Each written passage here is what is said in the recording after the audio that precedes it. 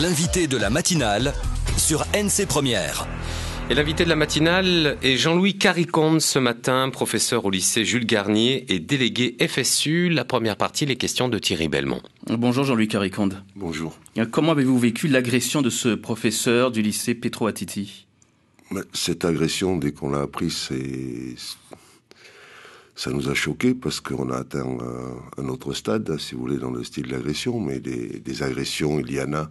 Ça peut être des coups de poing, des jets de cailloux, mais bon, là, c'est sur un enseignant. Mais ça, si vous voulez, la communauté éducative dans son ensemble et tout le corps enseignant a été choqué, c'est sûr.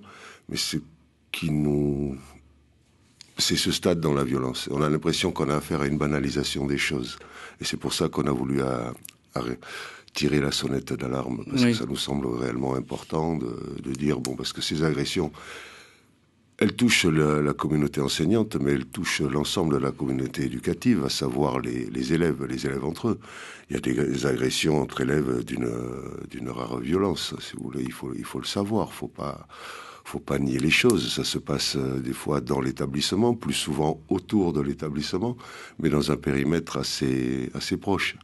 Et c'est ça donc on est là aussi pour tirer la sonnette d'alarme à tous les niveaux. L'an dernier, c'était une chef d'établissement qui prenait un coup de tête dans un collège, parce que là, on a limité le mouvement au niveau des établissements professionnels, à savoir les lycées polyvalents, les lycées professionnels, les collèges qui ont des sections professionnelles, SECPA et... Donc, mais c'est quand même quelque chose qui est un peu général. Si vous voulez. La violence a atteint un autre stade. Il atteint un stade supérieur, on a l'impression, d'année en année. Vous sentez monter cette violence ? Je dirais pas que ça... Il y a toujours des pics, si vous voulez. Il y a toujours des phénomènes.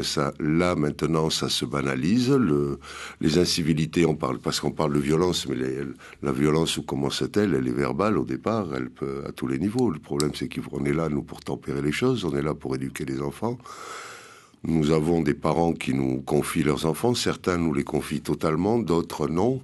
Mais il y a aussi la violence de parents qui interviennent au sein de l'école, qui veulent intervenir. C'est bien, la communauté éducative est ouverte. Les parents en font partie. Ils sont totalement reconnus, mais il y a certaines choses à respecter. Et c'est ce manque de respect au quotidien qui, je vous dis, ça part le simple langage, la simple façon de se parler entre... Une insulte est quelque chose, c'est un mot amical. Au lieu de dire mon ami, bâtard. Voilà, c'est le commun, c'est ce qu'on entend, nous, tous les jours. Quand on reprend les élèves, quand on reprend un enfant, ils comprennent pas. Quand ils nous parlent, quand ils s'adressent à un adulte, dans la mesure où c'est pas leurs parents, ils s'adressent d'une façon que les parents ne toléreraient pas. Donc, c'est un quotidien avec lequel vous travaillez ? Ça arrive très souvent. Ça arrive très souvent dans certains établissements, plus souvent qu'ailleurs. Mais si vous voulez, le problème, c'est qu'on s'adapte, qu'on a un seuil de tolérance qui a augmenté. C'est-à-dire, on fait plus attention à certaines choses, sinon on serait sans arrêt on est interrompu par des réflexions en classe, certaines choses. Vous parlez à un élève, il se détourne et puis il va parler avec un copain. Il écoute pas son enseignant. Mais ça, ils zappent, ils ont pris l'habitude de zapper, même lorsqu'ils sont en cours. Je voudrais quand même intervenir, vous m'avez présenté en tant que représentant de la FSU, c'est vrai que je suis secrétaire général de la FSU, mais je suis là aussi pour la première fois, pour montrer que c'est pas simplement une fédération syndicale représentative des enseignants qui intervient, c'est quand même l'ensemble parce qu'il y a l'UTCFE, CGC qui est avec nous, le SNETA, FO, donc vous représentez une intersyndicale. L'USTKE. Et si vous voulez, c'est quand même bien la première fois que tous les enseignants du territoire, pour un mouvement, disons au niveau du territoire, se coordonnent et ont la même approche.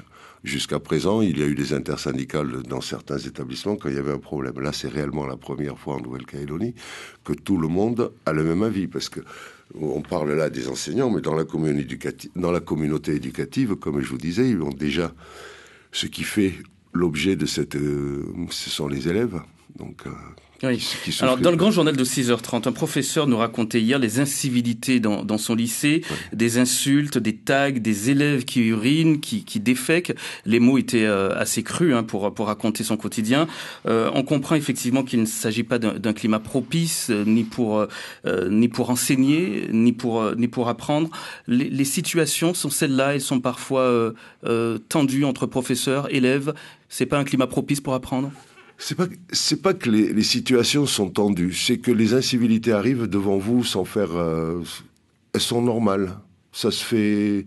Vous êtes avec vos élèves, par exemple, ça m'est arrivé l'an dernier, vous êtes avec vos élèves tranquillement en train de discuter, vous venez de finir une évaluation, moi je suis professeur d'éducation physique, et puis les élèves sont assis, puis il y en a un tout en discutant, en ayant...